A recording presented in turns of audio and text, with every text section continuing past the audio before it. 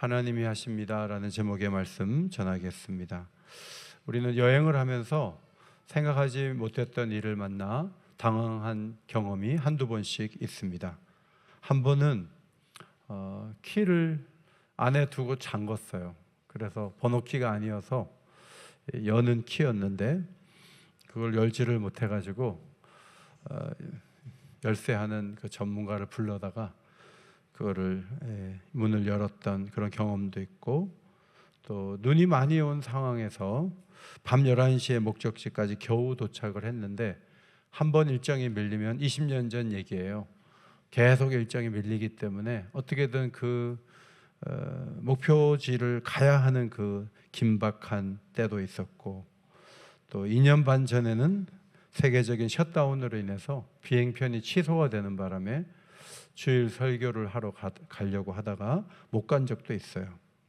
이런저런 어려움이 있었지만 또 시간이 흐르면 우려했던 일들이 다 해소가 되고 또 더 좋은 길로 걸어갔던 것이 또 기억에 남아 있습니다. 이스라엘 백성들은 가나안을 향한 여행을 시작하자마자 홍해 앞에 갔는데 그 뒤에 바로의 군사들이 와서 잡아가려고 있는 거죠. 잡혀가면 어떻게 되느냐 하면 꿈은 다 무너지고 더 강한 채찍질을 당하면서 벽돌을 구해야 하고 건축의 현장에서 많은 고생을 해야 됐고 죽어가는 그런 경우도 있지 않았겠습니까? 끔찍한 일이 예상되니까 급하니까 하나님께 기도는 했지만 입에서는 모세를 향한 원망이 터져 나왔죠. 우리는 안 나오려고 했는데 당신의 꼬임에 빠져서 나온 것입니다 라고 말할 정도로 그들은 원치 않는 길을 걸어가는 것에 대해서 굉장한 불만을 터뜨렸습니다. 모세는 너희는 가만히 서서 여호와께서 오늘 너희를 위하여 행하시는 구원을 보라고 명하면서 여호와께서 너희를 위하여 싸우신다고 선포했습니다. 홍해 앞에서 뭔가를 해야 된다고 생각하는 사람들은 그래서 불안했는데 모세는 의외로 가만히 좀 있으라고 얘기했어요. 가만히 있으라고. 여러분, 불안할 때 뭔가 해야 되지 않아요?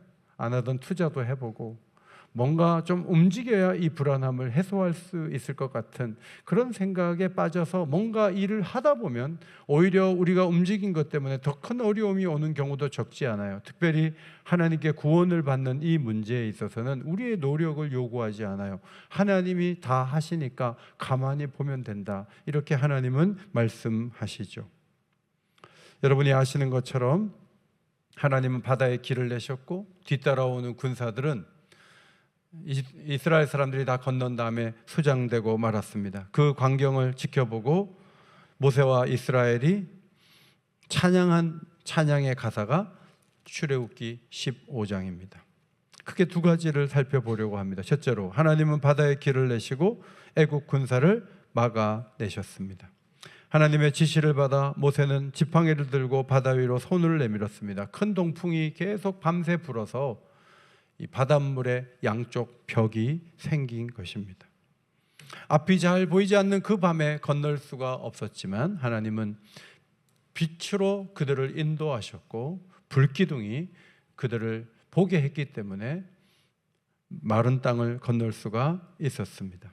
문제는 뒤에 애국 군사들이 있는데 그들에게는 구름과 흑암으로 막아내셔서 저쪽이 이쪽으로 넘어오지 못하게 하나님이 만드셨습니다.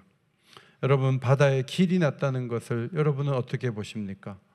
수년 동안의 토목 공사를 하면 우리도 물 위에 도로를 놓을 수 있습니다. 송도와 영종도를 잇는 21km가 되는 인천대교를 달리면서 야, 대단하다, 이런 다리를 놓다니 감동한 적이 있어요. 부산 수영구와 해운대구를 연결하는 광안대교도 굉장하고 전남 여수와 광양을 잇는 이순신대교도 대단한 다리예요. 사람들도 이런 작업을 통해서 바다에 길을 내죠. 그러나 이것은 엄청난 자금이 필요하고 수년간의 시간이 필요하고 인력과 기술을 요하는 일이에요. 하나님은 이 놀라운 바다에 길을 내시는 일을 하룻밤에 이루셨습니다. 밤새 바람이 부는 거죠. 바닷물을 밀어내시는 거예요. 바다 밑바닥도 바람으로 말려서 사람들이 뻘에 빠지지 않도록 육지처럼 건널 수 있도록 도와주셨다고 성경이 증언합니다. 동시에 근처에 있던 애국 군사들을 막아주시는 거죠. 구름과 어두움으로 묶어두셔서 그들이 도저히 저들이 다 빠져나가길 때까지는 가지 못하도록 막아내셨다는 것입니다. 시간을 끌면서 자기 백성이 다 바다를 건널 때까지 그들을 막아주셨습니다. 홍해로 이스라엘 백성들을 인도하여 긴박한 바다를 건너는 경험을 했던 것은 이 절박함 속으로 밀어넣어 하나님만이 소망이라는 것을 사람들에게 드러내시기 위함이었습니다. 신약 성경은 이 홍해 사건이 구원론에서 두 가지 의미를 갖고 있다고 설명을 하죠. 첫 번째는 과거와의 단절입니다. 바다를 건너는 것은 애굽의 통치에서 완전히 벗어난다는 것을 의미하고 이전의 삶을 끊어내버리고 하나님 뜻대로 사는 삶을 시작한다는 것을 의미하는 것입니다. 두 번째로 이 사건은 세례의 모형입니다.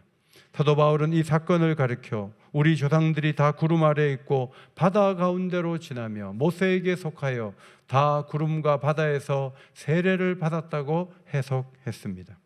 사진을 보시면 2012년 5월 19일 국군 교육훈련소에서 9,519명이 하루에 세례를 받는 장면인데 군목들은 세계에서 가장 많은 사람들이 하루에 세례를 받은 날이다 이렇게 얘기하지만 홍해에서 이미 장정만 30만 명, 아이와 여자까지 약 200만 명이 집단으로 세례를 받았어요. 우리 정순례 권사님도 교회 오신 지 5년 만에 세례를 받았더라고요. 하나님께서 놀랍게 세례를 받을 수 있도록 그렇게 이끌어 주신 거죠. 이스라엘 백성들이 바다를 건너갔을 때 구름은 애굽진에 들어가서 군사들을 흑암으로 막고 있었습니다. 광명의 빛은 이스라엘을 비추고 구름은 저들을 막아서 옴싹달싹 못하게 막아준 것이죠. 고린도전서 10장에 보면 빛과 바다에서 세례를 받는 것이 아니라 구름과 바다에서 세례를 받았다고 적고 있습니다. 이 구름은 무슨 구름입니까? 출애굽기 13장에 보면 여호와께서 그들 앞에서 가시며 낮에는 구름 기둥으로 그들을 인도하셨던 그 구름이 밤에도 움직인 거예요. 하나님의 임재의 구름이 저들을 막고 있었고 하나님의 임재의 불기둥이 하나님의 백성들을 건너갈 수 있도록 그렇게 도움을 주셨던 것입니다. 여러분, 하나님께서 우리를 인도하실 때 우리의 길을 밝히는 것만으로는 부족해요.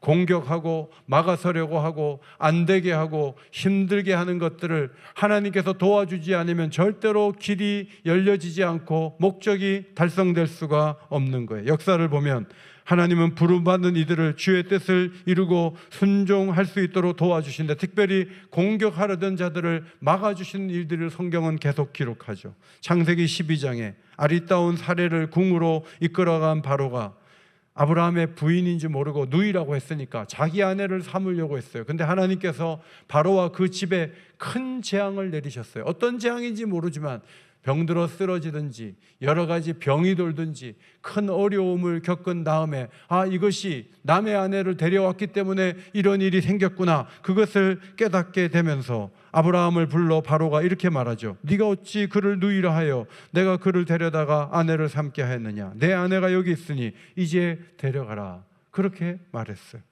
그래서 사례는 아브라함의 품으로 돌아왔죠. 야반도주를 했던 야곱을 추격하던 라반은 사위를 죽일 기세로 달려왔습니다.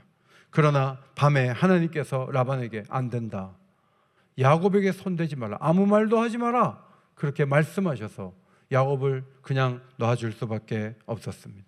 라반이 야곱에게 한 말을 보십시오. 너를 해할 만한 능력이 내 손에 있으나 너희 아버지 하나님이 어젯밤에 내게 말씀하시기를 너는 삼가 야곱에게 선악간에 말하지 말라. 무슨 손을 대는 거는커녕 이 말 저 말 하지 마라. 입 다물고 있어라. 아무 말도 하지 마라. 야곱 손대지 마라. 하나님이 경고하셔서 어떻게 할 수가 없었어요. 창세기 35장에 보면 세겜에 머물 때 야곱의 딸 디나가 어려움을 당했죠. 오빠들이 분노해서 그냥 쳐들어가면 수가 적으니까 슈장 세겜과 아버지 하모를 속여서 히위 족속이 모두 할례를 받으면 우리가 혼인관계를 맺을 수 있다고 거짓말을 했어요. 그래서 할례를 모두 받고 가장 통증이 심하게 밀려올 때 칼을 가지고 들어가 큰 살육을 범하고 말았습니다. 주변 고을에 사는 이들은 조약을 맺고 있었죠. 우리가 베트남에 군인들을 보내지 않을 수 없었던 것은 조약이 있기 때문에 그래요. 이것이 우리가 도움만 받고 우리는 군대를 보내지 않겠다 할 수가 없는 거예요. 그래서 도움을 받으면 또 서로 연결이 되고 도와주고 이렇게 하면서 이런 조약은 옛날부터 있었어요.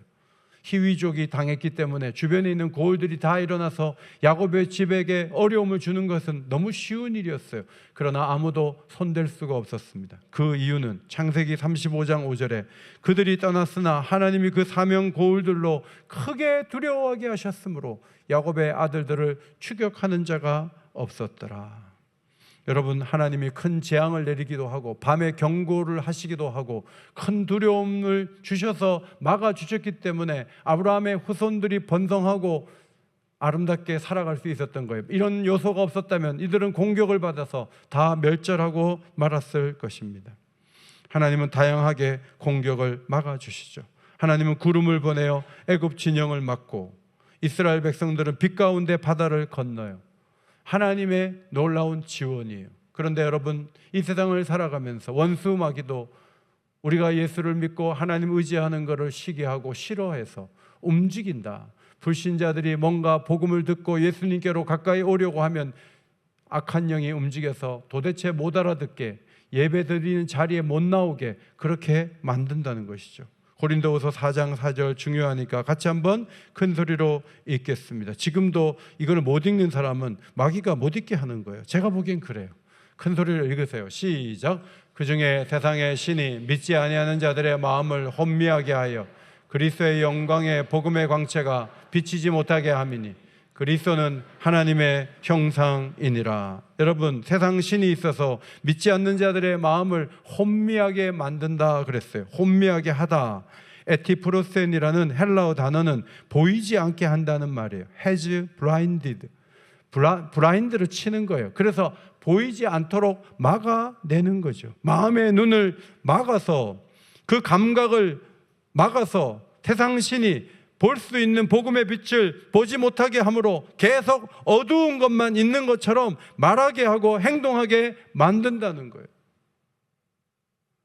저는 정술래 권사님 장례식 때 제가 설교했어요. 3월 8일 날 유족들 오세요.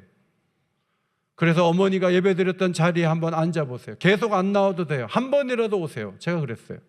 여러분, 제가 이렇게 설교를 하고 장례를 할 때 부탁을 하면요, 유족들 가운데 15은 안 와요. 왜냐하면 그들이 그날은 오려고 해도 여러 가지 약속이 잡히고 더 중요한 일이 생기고, 그리고 고인은 떠났는데 뭐 그치 교회까지 가는 게 뭐가 중요하고 못 와요. 오늘 유족들이 이렇게 온 것은 하나님의 특별한 은혜로 오신 거예요. 그런데 다음 주에 오려고 그러면 또 못 오게 하는 영이 있단 말이에요. 가능하면 어머니가 예배드렸던 자리에 오셔서 예수를 믿고 어머니가 소망 가운데 살았던 것처럼 하나님의 은혜 가운데 거할 수 있는 믿음의 가족들이 되시기를 주의 이름으로 축원합니다. 하나님께서 구원의 길을 여시지만 세상 신도 움직이는 거죠. 세상 신이 산만하게 만드는 거죠. 그렇게 약속을 하고 3년 동안 계속 교회에 오는 분들, 당일날 오려고 그러면 아침에 희한한 일이 생기지 않아요? 그리고 여기 와서도 전화를 받고 밖으로 나가서 복음을 전하는 그 중요한 시간에 복음을 듣지 못하는 것이 우연히 전화가 온 게 아니에요. 복음을 못 듣게 하는 거예요. 블라인드로 치는 거예요. 그래서 복음의 빛을 받지 못하기 때문에 어두운 가운데 죽음이 전부인 것처럼 살아가는 인생길을 걸어가게 되는 것이죠. 그러나 성령께서 은혜를 주셔서 그 모든 어려움들을 이겨내게 하시고 복음의 빛 가운데로 들어와서 하나님을 찬양하는 사람들을 만들어 가시는 것을 우리는 역사를 통해 봐요. 요한일서 4장 4절을 앞에 보시고 큰 소리로 읽겠습니다. 시작. 자녀들아, 너희는 하나님께 속하였고 또 그들을 이기었나니 이는 너희 안에 계신 이가 세상에 있는 자보다 크심이라. 하나님이 제일 큰 신이에요. 제사를 안 지내면 조상신이 노할까 봐 걱정하지 마세요. 하나님이 가장 큰 신이기 때문에 조상신에 기대서 사는 거 아니에요. 이 신 저 신 다 앞에도 하나님의 권능과 위엄을 따라올 수 없다는 것을 성경이 가르치고 있기 때문에 하나님 한 분만을 잘 섬기면 더 큰 평안과 은혜와 소망 가운데 거하게 될 줄 믿습니다. 두 번째로 땅이 삼키고 주의 백성을 거룩한 처소로 들어가게 하신다고 노래했습니다. 바로와 그 병거의 군대들은 돌처럼 바다 깊은 곳에 가라앉고 말았어요. 바히롯은 두 곳 정도가 예상지인데 성경학자들은 아카바만으로 보는 경우가 많아요. 그 아카바만은 바닷물을 다 퍼내면 300m에서 800m 되는 바다 밑에 계곡 같은 협곡이에요. 거기에 평지가 있어요. 그리로 건넜을 것이라고 학자들은 추정하고 있습니다. 여러분, 수백 미터 밑으로 내려가서 바닷길을 건넜다고 보십시오. 그리고 바로의 군대가 따라 내려오는데 물길이 벽으로 된 것이 수백 미터 위에 있는 물이 덮쳤다고 보세요. 그 압력과 그 힘이 얼마나 강했겠어요. 모세는 그 광경을 지켜본 후에 이들은 하나님의 진노에 의해 지푸라기 같이 사르는 모양을 보였다고 했어요. 바닷물이 벽이 되는 과정은 하나님의 콧김으로 된 것이고, 바다가 덮칠 때 애굽 사람들은 거센 물에 납같이 잠기고 말았던 것이죠. 이러한 일을 이루신 하나님을 찬송하는 놀라운 고백이 11절인데 앞에 보시고 11절을 같이 읽겠습니다. 시작. 여호와여, 신중에 주와 같은 자가 누구니까? 주와 같이 거룩함으로 영광스러우며 찬송할 만한 위엄이 있으며 기이한 일을 행하는 자가 누구니까? 여호와여, 신중에 주와 같은 자가 누구니까? 애굽에도 신이 많아요. 라와 같은 신, 라와 같은 신은 태양신이에요. 하나님은 태양신보다 위대하다는 것을 흑암의 재앙을 통해서 3일 동안 충분히 보여주셨어요. 세상에 어느 신이 바다 가운데 길을 내서 자기 백성을 건너게 하신 신이 세상에 어디 있어요? 없어요. 하나님은 주와 같이 거룩함으로 영광스러운 분이 어디 있습니까? 하나님처럼 거룩하고 영광스러운 분이 없다는 거예요. 하나님은 힘센 정복자만이 아니라 죄와 구별된 도덕적으로 완전한 신성한 권위를 가진 분이에요. 그 거룩함이 홍해에서 승리의 빛으로 드러났다는 거예요. 악을 행하고 거짓을 말하고 약속을 뒤집고, 그리고 어린아이가 태어나면 남자아이들을 나일강에 던지라 하면서 인구 억제 정책을 세워서 추진했던 그들을 심판하심으로 자신의 영광을 거룩하게 드러내셨다는 거죠. 하나님은 찬송할 만한 위엄이 있는 분이라는 거예요. 하나님은 구원받은 백성들에게 감격과 기쁨을 줘서 이스라엘 백성들이 노래하는 거예요. 여러분, 성경의 처음 노래가 출애굽기 15장이에요. 찬송은 누가 가르쳐 준 게 아니고 터져 나오는 거예요. 바다에 길을 내시고 원수들을 거기서 심판하시는 그 모습을 보면서 사람들이 찬송이 터져 나온 거예요. 하나님은 놀라운 위엄을 갖고 계신 분이세요. 여러분 가운데 찬송을 부를 때 소리도 자기가 낼 수 있는 음성의 5%밖에 쓰지 않고, 때로는 눈을 감고 뒷짐지고 찬송을 부르지 않는 분들이 있어요. 그렇게 하면 안 돼요. 적어도 여러분이 찬양을 할 때는 오늘 할렐루야 찬양대가 힘을 다해서 노래하듯이 찬송을 해야 돼요. 이따가 446장인가요? 이따 부를 때 여러분 보겠어요. 하나님이 얼마나 큰 위엄이 있는지 그 위엄에 합당한 찬송을 부르는 게 너무너무 중요해요. 이스라엘 백성들은 압도적인 위엄과 권위가 하나님께 있음을 보면서 찬송할 만한 위엄이 있다고 고백을 했어요. 하나님은 기이한 일을 행하시는 분이에요. 그런 분은 없다는 거예요. 구원과 심판을 한자리에서 이루시는 거예요. 이 놀라운 광경을 보면서 여호와 한 분 외에는 이런 일을 행하는 자가 없다고 사람들은 노래했던 것입니다. 모세의 다음 세대는 가나안에 들어갈 때 요단강을 건너게 됐는데 하나님은 저 위에서 요단강을 끊어 놓으시고 모맥을 거두는 시기에 물이 창일한데 그 물을 차단시킨 다음에 사람들이 그 길을 건너게 하시고, 강 가운데 있는 돌들을 가지고 길가를 세우죠. 굴러간다. 돌이 굴러간다. 거기 돌을 세워서 기념비를 세우신 분이 하나님이시죠. 여러분, 바다나 강을 건너는 것은 사람이 할 수 있는 일이 아니에요. 하나님이 행하신 일이에요. 그러면 이 놀라운 역사를, 이 기이한 일을 사도신경에 왜 집어넣지 않았냐 하는 거죠. 사도신경에 모세 시대에 바다를 가르신 하나님을 믿사오며 모세 다음 세대가 마른 땅같이 강을 건너게 하신 하나님을 믿사오니, 이렇게 한 줄을 분명히 넣어야 돼요. 그런데 사도들은 그것보다 더 기이한 일이 세상에 나타났다고 믿은 거예요. 그것이 뭡니까? 예수님께서 우리를 위해 죽으시고 사흘 만에 부활하신 사건이에요. 이 사건은 바다를 가른 것보다, 강을 맨 땅으로 걷는 것보다 더 위대한 일이라고 교회는 해석해 왔어요. 사람들이 모여들었을 때 오순절에 베드로가 사람들에게 이렇게 말하죠. 하나님께서 그를 사망의 고통에서 풀어 살리셨으니 이는 그가 사망에 매여 있을 수 없었습니다. 여러분, 결코 이 죽음 가운데 예수님이 묶여 있지 않고 그분이 사흘 만에 부활할 수밖에 없었던 것은 하나님이 그분을 살리셨기 때문인데, 이것이 우연히 된 일이 아니라 하나님이 오래전에 다윗의 입을 의탁하여 예언하신 말씀이라는 거예요. 사도행전 2장 28절은 시편 16편을 인용한 거예요. 주께서 생명의 길을 내게 보이셨으니 주 앞에서 내게 기쁨이 충만하게 하시리로다. 다윗이 이런 고백을 남겼지만 다윗은 자기 얘기를 하는 게 아니에요. 다윗의 묘를 사람들이 알고 있어요. 그는 선지자입니다. 먼 훗날 자신의 후손 가운데 한 사람이 태어나서, 메시아가 태어나서 그가 부활하게 될 것을 미리 보는 거로 이렇게 적었다고 베드로가 설명을 하면서 사도행전 2장 32절, 이 예수를 하나님이 살리신지라 우리가 다 이 일의 증인이로다. 하나님이 살리셨다. 우리 정술래 권사님이 세상을 떠나셨지만 하나님이 우리는 살리신다고 믿습니다. 하나님이 고인을 살리실 거예요. 자녀들은 이 세상이 전부지 뭐, 죽으면 끝나는 거지 뭐, 이렇게 생각하는 분이 있을 수 있지만 성경은 예수 그리스도를 믿은 자를 하나님이 살리신다고 분명히 말씀하고 부활의 첫 열매로 예수님이 살아나셨다는 거죠.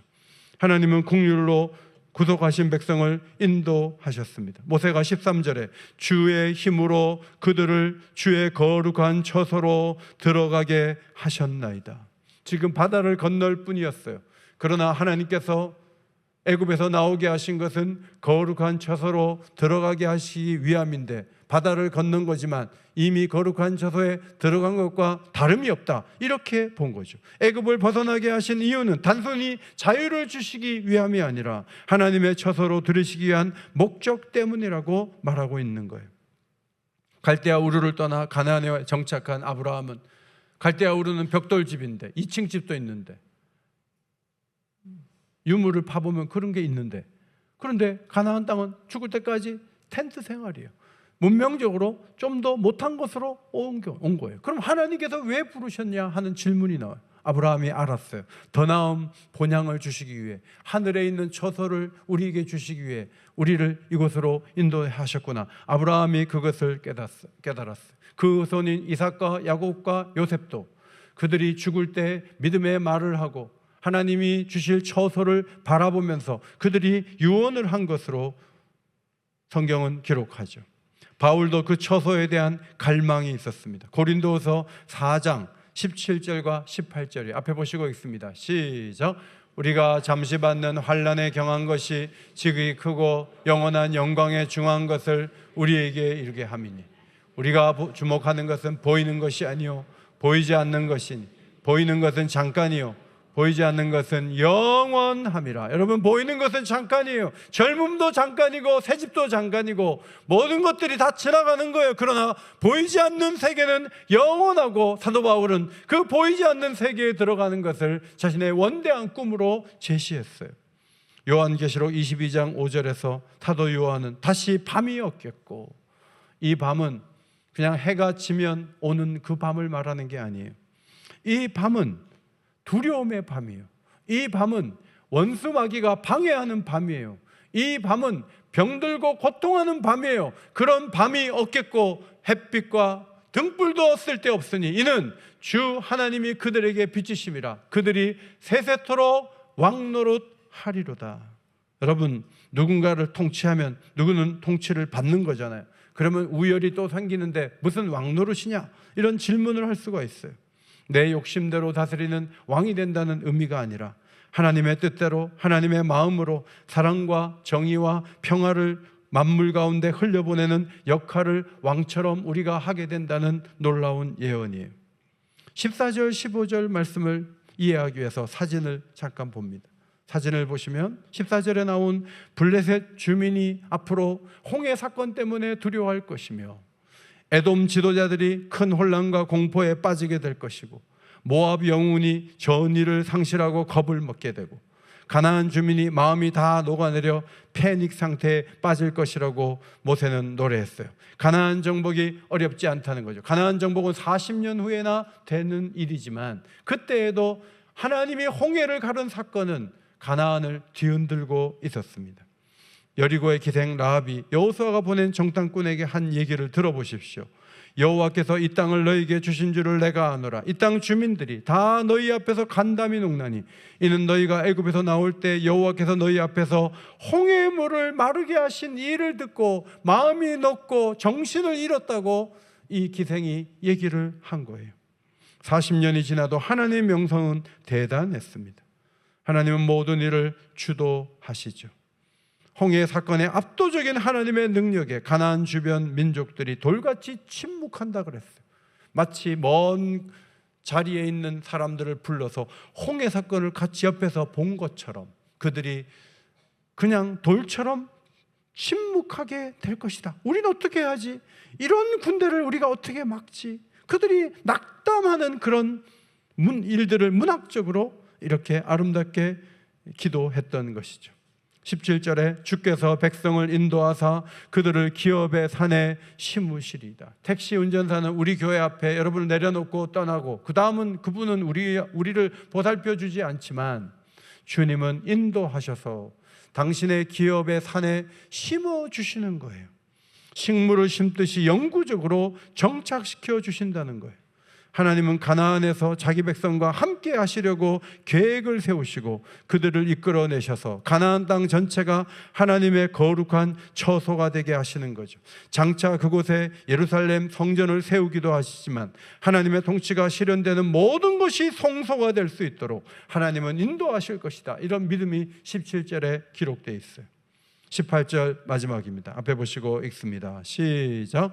여호와께서 영원무궁하도록 다스리도다 하였도다. 홍해 사건을 통해 하나님은 구원과 방해하는 세력에 대한 심판을 동시에 진행하였습니다. 이런 일을 볼 때 하나님은 영원히 다스릴 수 있는 통치의 능력과 지혜를 가진 분이구나, 그런 확신을 하면서 이 기도가 마무리되고 있습니다. 성도 여러분, 여러분이 아는 대로 모세도 또 출애굽한 사람들 상당수가 가나안에 못 들어갔죠. 그러면 이 기도는 무슨 의미가 있나, 그런 생각을 할 수가 있어요. 그러나 여러분, 개인적으로는 그런 일이 있었지만 하나님께서 이끄신 공동체가 결국 가나안에 다 들어갔어요. 그리고 모세의 이 기도는 여호수아를 통해 또 성취되는 거죠. 기도한다 그래서 내일 이루어지는 건 아니에요. 그러나 하나님 앞에 기도하고 하나님이 기도의 응답의 확신을 주시면 내가 세상을 떠난 다음에도 응답받는 놀라운 일들이 이어지는 것이 하나님 나라에서 진행되는 일이죠. 성도 여러분, 지금은 세상이 요동치고 있습니다. 호르무즈 해협을 막는다 그래서 우리가 리터당 200원씩 더 내서 이렇게 기름을 넣어야 되는 상황이 올 줄은 정말 몰랐죠. 기름값만 오릅니까? 수만 가지 어려운 일들이 파생해서 정말 평안을 되찾기 어려울 정도로 세상이 흔들리고 있습니다. 그러나 세상사에 여러분이 모두 마음을 쏟지 말고, 물론 알아야 하지만 우리의 시선은 하나님을 향해야죠. 하나님은 오늘도 정확한 시간에 해를 띄우셨어요. 하나님은 오늘도 우리가 일어나서 이 교회에 나올 수 있도록 도와주셨어요. 하나님 우리의 성대를 보존하셔서 오늘도 찬송하게 하셨어요. 하나님은 오늘도 자신이 하려고 하는 일들을 하나하나 이루어가고 성취하시는 전능자이십니다. 여러분, 세상에 흔들리는 것에 마음을 다 뺏기지 말고 하나님이 하시지, 하나님이 도우면 되지, 하나님이 동행하시면 거룩한 처소까지 우리는 갈 수 있지, 이런 믿음을 가지고 하나님과 동행하시기를 바랍니다. 오늘 말씀 가운데 꼭 한 절을 여러분에게 읽어드리고 싶어요. 그것은 아까 읽었던 13절이에요. 13절을 다시 한번 큰 소리로 읽겠습니다. 시작. 주의 인자하심으로 주께서 구속하신 백성을 인도하시되 주의 힘으로 그들을 주의 거룩한 처소에 들어가게 하시나이다. 여러분, 거룩한 처소에 들어갈 수 있는 자격이 뭔가요? 하나님의 국률로 인해 들어가는 거예요. 예배를 그렇게 드리고 오래 교회 다녔으면서도 하나님 나라에 간다는 확신이 없는 분들이 많아요. 그러면 안 돼요. 그것은 자신을 의지하는 거예요. 우리의 힘으로 가는 천국이 아니에요. 주의 힘으로 우리를 주의 거룩한 처소로 들어갈 수 있도록 하나님이 인도하실 줄 믿습니다. 신앙은 하나님께 초점을 모으는 거예요. 우리의 행위가 아니에요. 하나님께서 우리를 들어가게 하심으로 우리가 들어가는 거예요. 그 일을 가능하게 하신 것이 십자가 사건이고 예수의 부활이에요. 그것을 마음에 새기고 하나님은 죽은 자도 살리시는데 무엇이 어려운가? 하나님은 하실 수 있고 도우실 수 있다는 믿음을 가지고 이 어려운 시대에 흔들림 없이 달려갈 수 있는 주의 백성들 되시기를 예수의 이름으로 축원합니다.